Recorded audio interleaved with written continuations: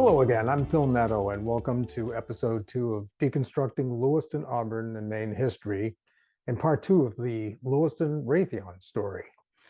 Today, we will start with a bit of history about Raytheon's beginnings, and we'll look deeper into how they became involved in transistor manufacturing, only one of many industries that belonged to the then named Raytheon Manufacturing Company. We will also cover the evolution of the transistor and the events that would influence their decision to relocate their entire semiconductor division operations to Mountain View, California. The company was founded by Lawrence Marshall and his partnership with Harvard physicist Charles G. Smith and MIT's Dr. Vannevar Bush, who were two former college roommates. Their desire to start a new company was funded by investors who helped Marshall raise $25,000 in 1922 for a Cambridge, Massachusetts company the partners would name the American Appliance Company. After another firm claimed the name, it would be changed in 1925 to the Raytheon Manufacturing Company.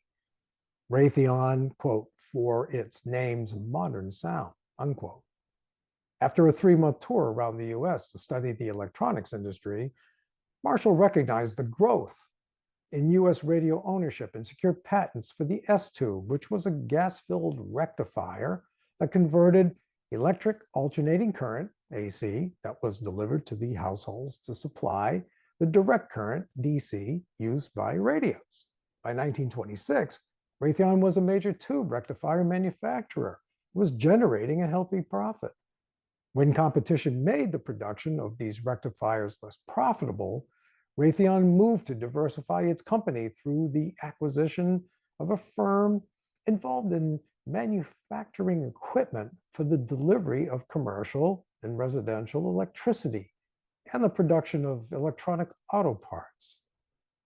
But the real success for the new Raytheon company began with the U.S. involvement in World War II. And the company's, quote, introduction into defense applied technology and military contracts, much of it involving radar. Although the British had, quote, developed shortwave microwave radar to detect enemy aircraft and ships, they were unable to perfect or mass produce the magnetron tube, which was the heart of the radar's function, unquote. Though some considered Raytheon to be too small to produce solutions to the mass production demands for outfitting the US and British military planes and ships with radar, Dr. Bush's MIT connections and a Raytheon employee with only a high school education convinced the British that they could improve the functionality of the magnetron while also significantly increasing its production. Raytheon's success would result in providing the Allied forces a superior advantage in fighting the war, and would also position Raytheon to produce 80% of all magnetrons produced during the war. Another milestone moment for the company occurred when Bell Laboratory employees, John Bardeen and Walter Brattain, created the first point contact transistor on December 16, 1947. They presented their findings to Bell Lab scientist William Shockley. The news of the invention was announced by Bell Labs publicly on June 30th, 1948. The following week, quote, Bell sent out hundreds of letters to manufacturers, research laboratories, unquote, and the press, advising them of an upcoming seminar regarding new improved junction transistors invented by William Shockley. One of those letters was received by Raytheon's Lawrence Marshall, who attended the seminar. William Shockley would go on to share the 1956 Nobel Peace Prize with Bardeen and Brattain for their creation of the transistor. But before we go on with Raytheon's transistor and semiconductor history, it will be important to understand a few basics about what transistors and semiconductors are. So bear with me.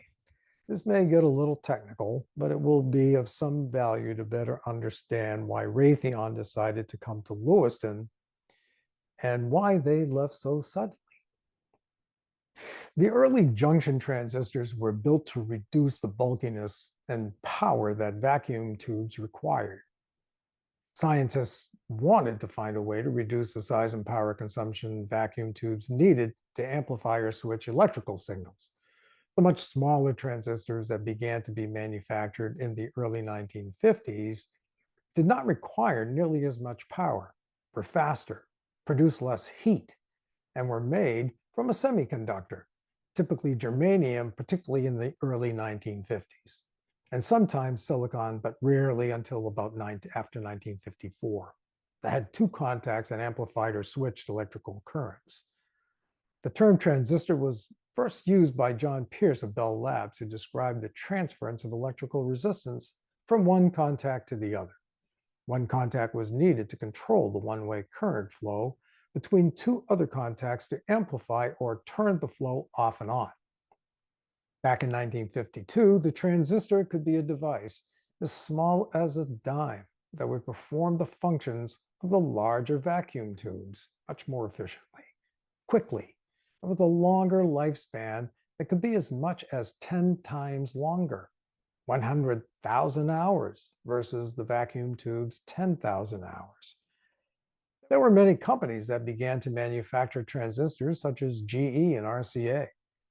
Many of the early transistors initially produced were the more powerful junction transistors. It is also important to understand that during the 1950s, most of Raytheon's business continued to be generated through its military contracts into the early 1960s. A reported 83% of global sales were U.S. government contracts in 1961.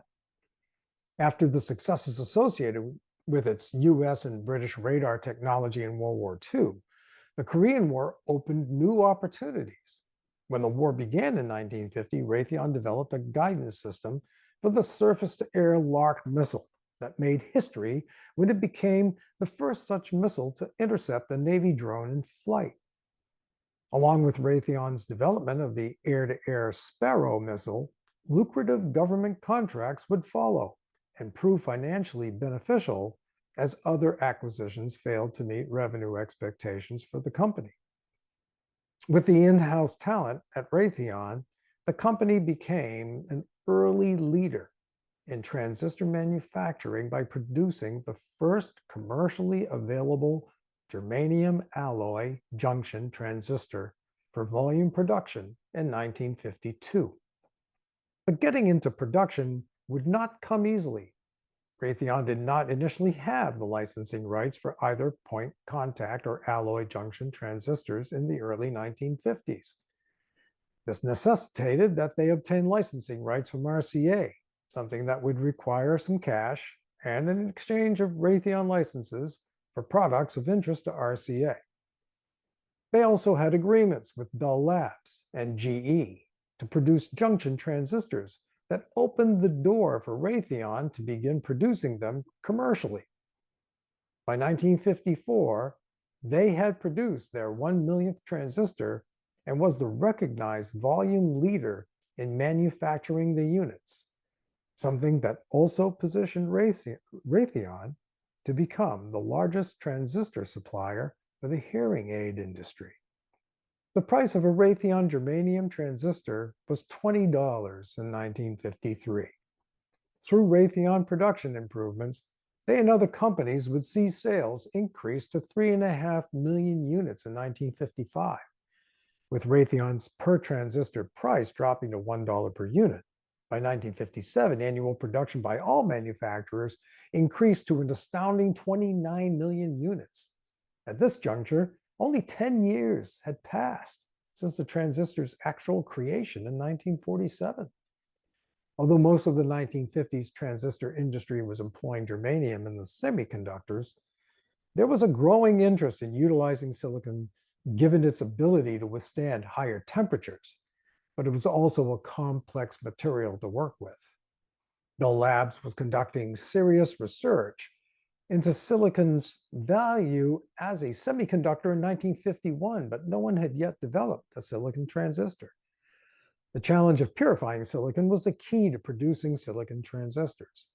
Bell would have success in doing so by utilizing the same production methods pioneered by Bell for purifying germanium. Raytheon produced a silicon transistor for demonstration purposes in 1954, but also reported that production would not occur soon and that silicon transistors were not expected to supplant germanium transistors, something that may have given them pause with the announcement of a silicon transistor from a competitor. On May 10, 1954, Texas Instruments announced that they, quote, had the silicon-grown junction transistor in production. 1954 was considered to be, quote, the year of the silicon transistor, unquote. And RCA, Bell, Hughes, and Raytheon all reported that they had prototypes in development. Raytheon did eventually produce its own alloy junction silicon transistor in 1956. But they were expensive, not as advanced as the diffuse silicon transistors that would soon be on the market, largely sold for military applications and priced at a whopping $92 per unit, something that the military tolerated until something better would come along, given its hunger for newer, more powerful, and smaller transistors, particularly for its missile programs. Raytheon could not offer the military any options as they had not yet developed a diffuse silicon transistor. As the transistor industry began to recognize the value and importance of silicon semiconductors, another significant milestone in the history of transistors would occur when the transistor's co-inventor, William Shockley, decided in 1956 to leave Bell Labs and create the Shockley Semiconductor Laboratory in Mountain View, California, near his home of Palo Alto, and a site that has now been memorialized for its historic importance as the birthplace of Silicon Valley. Shockley then recruited 8 young scientists, chemists, technicians, and engineers to join his company and to work solely with silicon semiconductor material. Although brilliant and a 1956 Nobel Peace Prize winner, the demanding and sometimes difficult and prickly Shockley was given notice by his 8 brightest employees that they were leaving his company on September 18, 1957. Shockley would later refer to them as, quote, the traitorous 8, unquote, represented by Gordon Moore, Robert Noyce, Julius Blank, Victor Greenwich, Gene Hearney, Eugene Kleiner, and Sheldon Roberts, all of them between the ages of 26 and 33, would be part of this now historic group. After ditching the idea to find jobs with other companies, the 8 decided to create their own company and found funding from Sherman Fairchild, owner of the Fairchild Camera and Instrument Company. The new company created by the 8 scientists was called Fairchild Semiconductor and would begin producing the Mesa diffuse silicon transistors in 1958 at their 844 East Charleston Road location in Palo Alto, California, Shockley's hometown, and now registered as a California Historic Landmark. Its employees, aka the Fairchildren, and some of its founders would later spin off more than 2,000 companies. The creation of Fairchild Semiconductor in many respects served as the canary in the coal mine regarding the transistor's future. Texas Instruments had beaten both Raytheon and Fairchild in the race to develop the first commercially produced junction silicon transistor, but now some of the brightest minds in the silicon semiconductor transistor business were now dedicating themselves in the Fairchild plant to research and develop new and groundbreaking transistors that would continue to challenge concepts of transistor miniaturization. Now, in hindsight, Raytheon's history provides ample evidence that they appeared to either not understand or to ignore the scientific events and improvements in silicon transistor development and manufacturing. particularly in the mid-19 to late 1950s. Although Raytheon had the licensing for its germanium transistor technology, it could not utilize the same technology to fabricate its own mesa-diffused or next-generation silicon transistors because it had to use its own original research. According to author Mark Burgess, at about the same time Fairchild Semiconductors began its business, Raytheon had military customers who wanted the diffused silicon transistors, but Raytheon executives would not make the investment, quote, to sustain the urgency sought by management, unquote.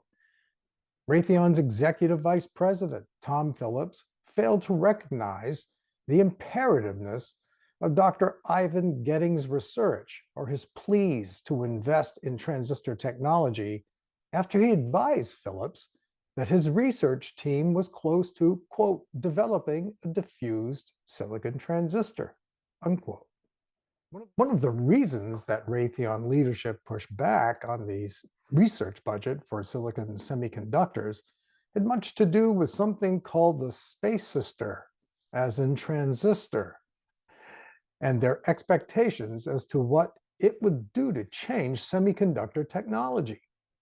According to Burgess, quote, it was the most significant basic research project undertaken by Raytheon in the field of semiconductors, unquote, and something that would occupy Raytheon's attention from 1954 through 1960.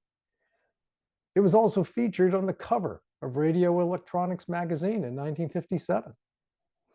But in a 1961 internal Raytheon program review, quote, the space sister had never performed any better than the average diffusion transistors of the mid-1950s, unquote. It was clear that the space sister was unsuccessful and that, quote, silicon planar transistors were the established high performers, unquote. And the planar process was the new manufacturing standard for both transistors and integrated circuits.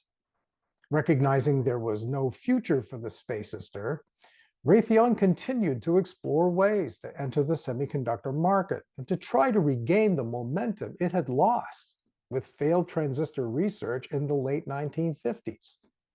They recognized that their company had largely been built through research associated with new technologies for the military, something that was really not sustainable during a peacetime economy, particularly before the Vietnam War.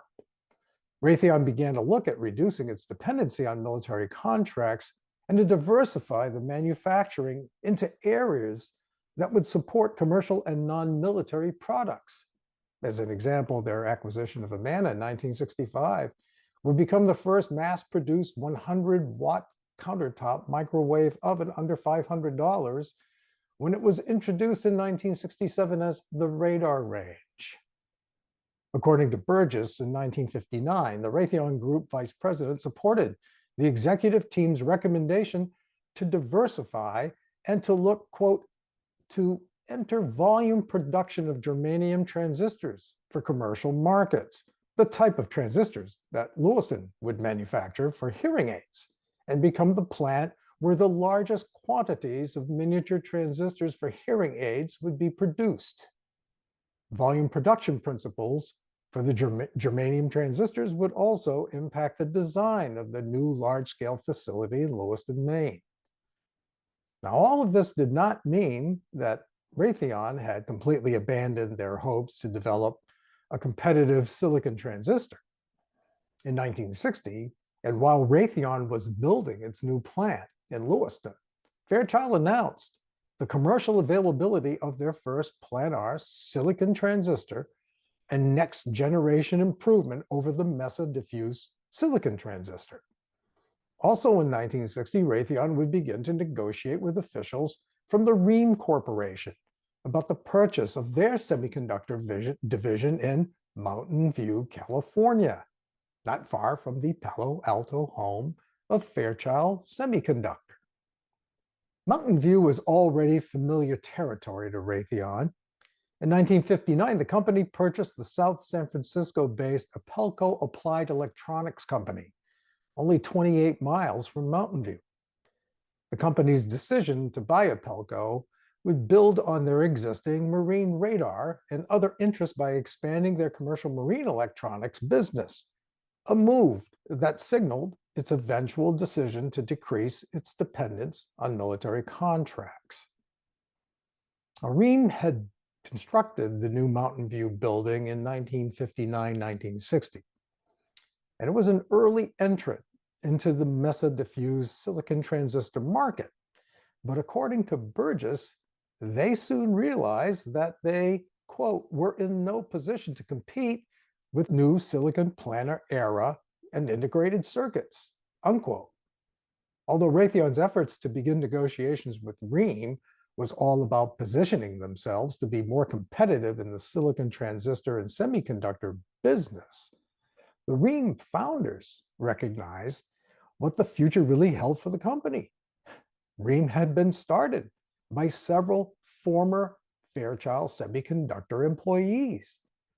When they began to manufacture the diffused silicon MESA transistors based on Fairchild's designs that apparently had been obtained by the former partners, Fairchild sued and won. Rheem needed to agree not to ever produce Fairchild's MESA transistor design again. In the end, Rheem's inability to not manufacture the double diffused MESA silicon transistor, first introduced by Fairchild in 1958, all became moot. Fairchild had patented the first planar silicon transistor in 1959 and put it into production in April 1960, more than a year before Raytheon finalized its Rheem purchase. Raytheon would also be faced with more challenges if they were to enter the new monolithic integrated circuit business that was patented by Fairchild and Texas Instruments in 1959. Of course, that would result in years-long court fights, but that's for another program. Fairchild and Texas Instruments would also begin to sell integrated circuits in 1961, something that would also challenge Raytheon's efforts in gaining a foothold in technology that was seemingly changing by the week.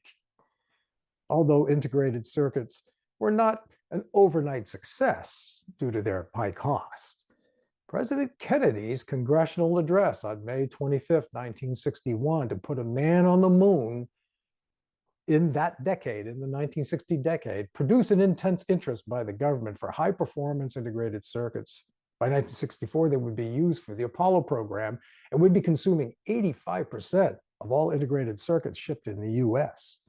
This was all public knowledge to Raytheon, but they pressed forward and consummated the deal to purchase the Rheem facility in November 1961. They wanted to be in Mountain View because it was becoming the heart of the silicon semiconductor and transistor business in the area that would later be called Silicon Valley in 1971. They would have to develop their own in-house research or buy the licensing rights to develop a MESA or planar silicon transistor. And they would also have to develop their own research or obtain the licensing to manufacture monolithic silicon integrated circuits. But during 1961, Raytheon would continue to proceed with its plan to enter the silicon market by acquiring other businesses, including Transil's rectifier business, CBS's Lowell, Massachusetts silicon and circuit module plant that would only operate for 6 months and close in 1962, and another CBS electronics plant in Danvers, Massachusetts. They were certainly making a concerted and public effort to gain a foothold into the silicon transistor and integrated circuit business. It was also clear just how little the public or press knew about how difficult it would be for Raytheon to continue its domination in the transistor field. The company quickly learned that their strategy to broaden its commercial business, particularly in the transistor and semiconductor segment of the industry, was not producing the financial results they hoped for.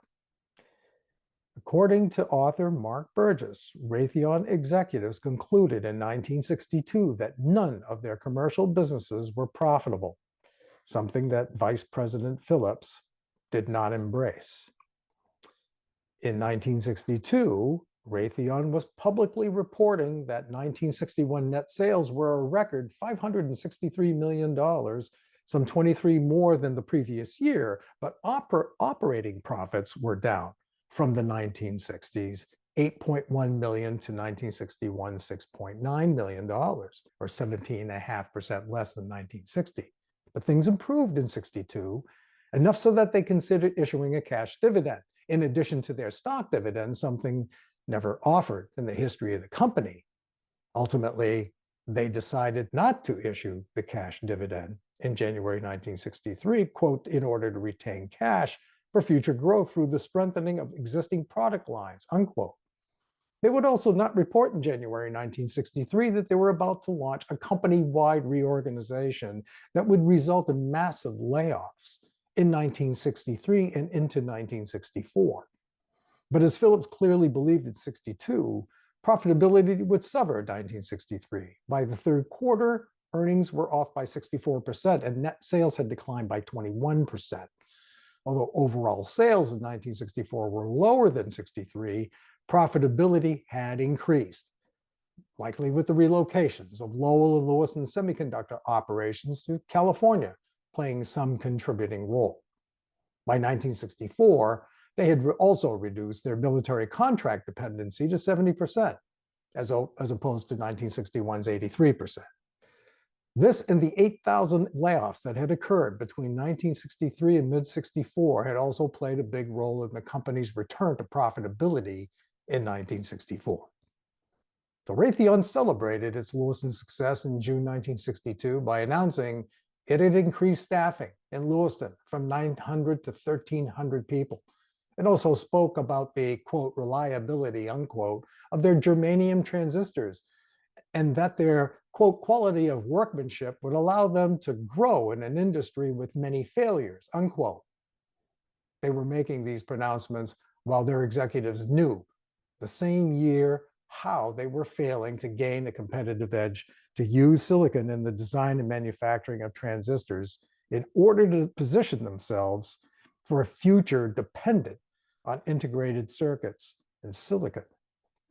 The miscalculations and inability to maintain some semblance of competitiveness in the silicon transistor business would lead to Raytheon's fateful 1962 decision to start phasing out of the semiconductor business, a decision that would directly impact Lewiston's facility, whose business was designed for the, quote, volume production, unquote, of germanium transistors. Executive Vice President Tom Phillips, who would later become president of the company in 1964, and his prophetic 1962 words that Raytheon, quote, stayed with germanium conductors too long, while silicon was becoming an important material in planar technology, would seal the Lewiston plant's demise. The irony of Phillips' comments, particularly about the importance of silicon planar technology in 1962, was that it was already being employed by Fairchild just 30 miles south in a leased auto showroom in Portland, Maine in 1962.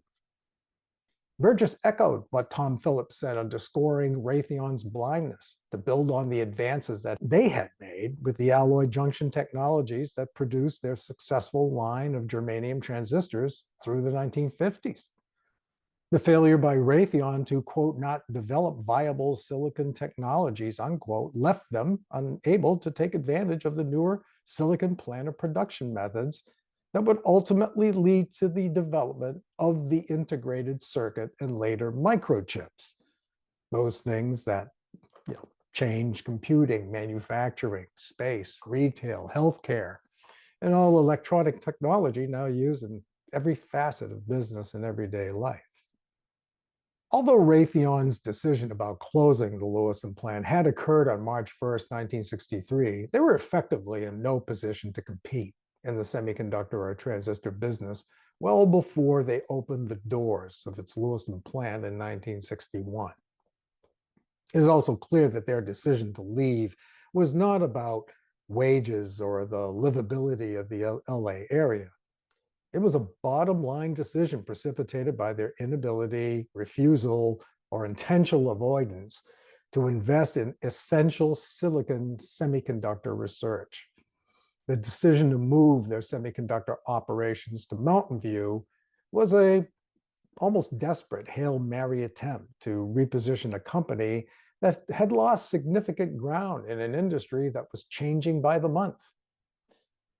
There was no better place in the United States to make its last play to regain some competitive advantage than being in the California area where semiconductor companies harbored the talent and new technologies for a future in silicon transistors, integrated circuits, and microchips.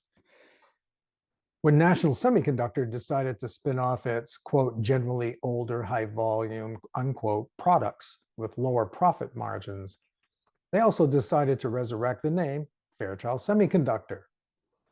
The company wanted this new division name because of its cachet associated with its history as the company that produced, quote, the first computer chip that could be mass produced, unquote.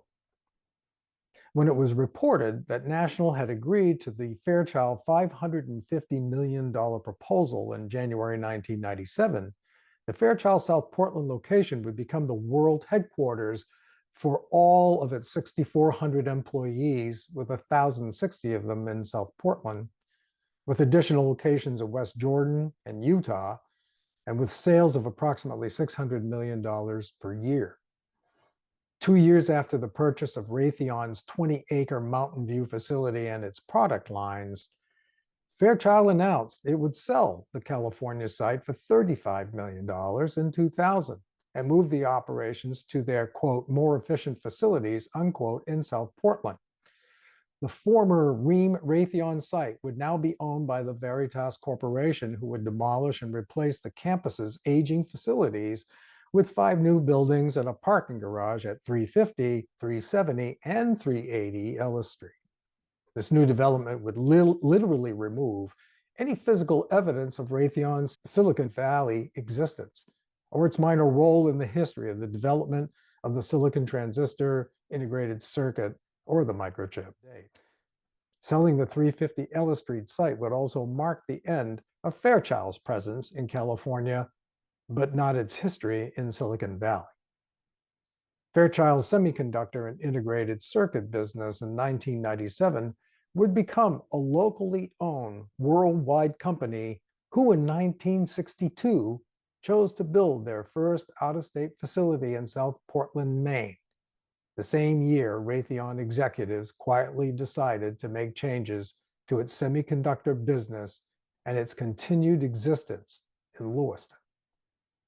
When Raytheon's Lewiston departure announcement was made in March 1963, Lewiston plant manager Leo Leary reported that the continuing, quote, deterioration in Raytheon's transistor demand and prices would force the phasing out, unquote, of operations in Lewiston. Sam Michael added that Raytheon had shared with him that, quote, another division of the company might be located at the plant, unquote, acknowledging Leary's comment about the company's halting semiconductor operations in Lewiston was, quote, irrevocable, unquote. Adams also promised that he would attempt to attract government contracts and find, quote, other work for the ultra-modern facility, unquote. He also said that the move to Mountain View would focus on silicon devices, unquote. Adams also made clear that their decision had nothing to do with the workforce or the cooperation that they had received in Maine. Raytheon Lewiston plant manager Leo Leary also stated on March 1st, 1963 that, quote, component devices, ones in which several transistor type devices all are combined in one tiny device, are forcing the transistor business down, unquote, and that making their transistors would take less space than what existed in Lewiston. What Leary did not explain about the component devices he made reference to is that they were actually integrated circuits. You know, those single monolithic blocks of semiconductor material containing all the components and all the interconnections of the most complex designs you find in the integrated circuit. The thing that would reshape our world and supplant the transistor era. Leary also did not share that Raytheon had not yet developed the technical expertise or licensing to build planar silicon transistors the very ones that were already being mass produced by Portland's Fairchild Semiconductor the year they left Lewiston.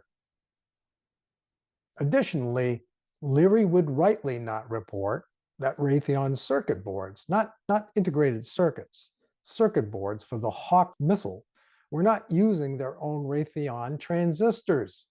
For clarity, an integrated circuit generally refers to the integration of a chip on a motherboard inside the computer, inside the central processing unit. The circuit board we usually see, and the chip we cannot see with the naked eye, is printed on that circuit board. So the 1960 missiles that use Raytheon circuit boards were also employing Texas Instruments diffuse planar transistors, while Raytheon used their 1958 electron tube to complete the board. And all of this because Raytheon executives had not supported Dr. Gettings' recommendation to invest in silicon transistor technology at the end of the 1950s. After Raytheon's final physical departure from their Lewiston facility in March 1964, an economic survey report funded by the Androscoggin Valley Regional Planning Commission that same year produced information as to why Raytheon left Lewiston. The Brunswick, Maine-based Northeastern Research Foundation reported that there were, quote, many reasons, unquote, why Raytheon left, but cited the lack of graduate level opportunities as, quote, one of the most discouraging factors, unquote. They also identified other reasons for the departure that included the transistor market conditions, technology, management problems, California competition, and, quote, inadequate planning, unquote.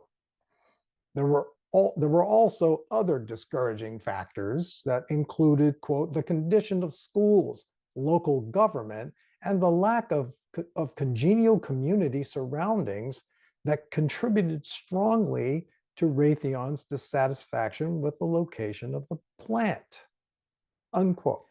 Although there were no public comments by Raytheon regarding the report, there was also no public record of Raytheon expressing this kind of unhappiness with the LA area prior to the Northeastern report. What did exist was a public record regarding Raytheon's 2-year effort to decide on what Maine community would best suit their needs for, quote, the most modern facility, unquote, in the country.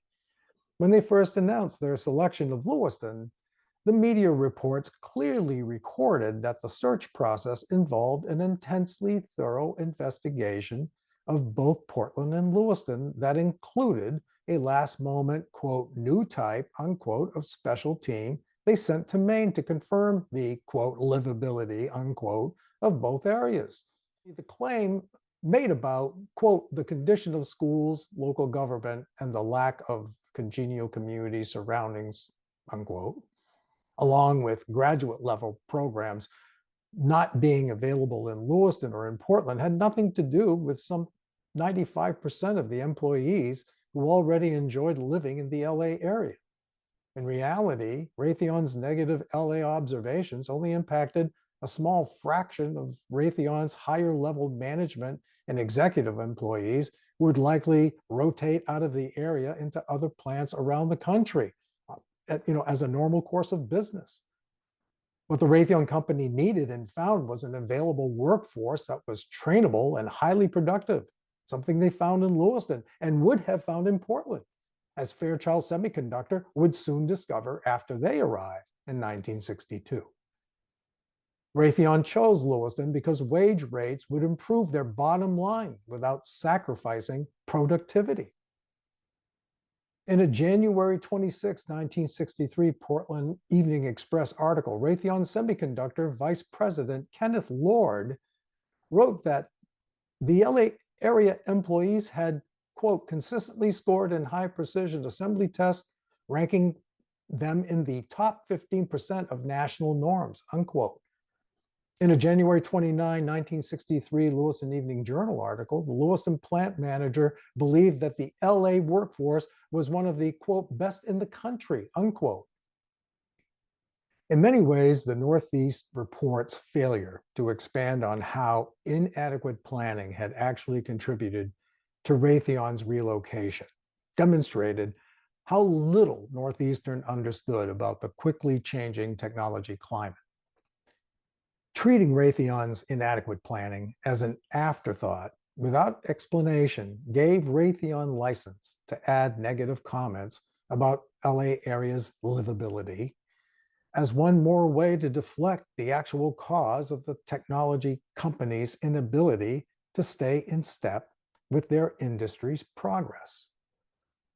Regardless of what the report said, Raytheon could not erase the reality of having lost precious time to develop the necessary in-house talent and research capabilities to compete with the silicon, semiconductor, and transistor markets, and to develop the planar manufacturing processes for silicon transistors or integrated circuits. That early failure would deny them a competitive position into integrated circuits and the microchip business that would quickly replace existing transistor technology. By the time Raytheon was equipped to be competitive, they were well on the path to restructuring their company in ways that would eliminate the need to manufacture integrated circuits or microchips by 1997. The $122 million paid by Fairchild for Raytheon's entire semiconductor business and its Mountain View facilities and its associated technology patents was a paltry sum and reflected this sector's lack of importance to Raytheon, who in that same year had generated an estimated $20 billion in net sales. The record should also reflect that the decision by Raytheon to not compete in the semiconductor integrated circuit or microchip business did not alter its growth as a company. The Raytheon Manufacturing Company and its growth through World War II had generated sales of $200 million and a workforce of 20,000 people in 1945. That firm would later be called the Raytheon Company and would be purchased by United Technologies in 2020. That merger would result in the creation of Raytheon Technologies with 2021 net sales of $64 billion, approximately 174,000 employees, and generate 65% of its total sales in the defense industry. That would make it the, quote, second largest aerospace and Department of Defense company by sales, unquote, and the third of the three largest DoD contractors that would share 40% of the 2021 $1.51 trillion DoD budget. It appears that in the end, they somehow found a way to get by without making transistors and microchips a big part of their business. So I hope you enjoyed part 2 of the Lewiston Raytheon story, and that you will join me for episode 3 of this series when we look at part 3 of what happened in Lewiston-Auburn and Portland in a post-Raytheon era. Thank you for watching this program, and I invite you to follow my Phil Natto Author Facebook page or Twitter feed at pnattoauthor for the episode 3 publishing date on this YouTube channel. Oh, and don't forget to like this episode and to leave me a comment on the bottom of my YouTube channel video. Thanks again, and I hope to see you soon.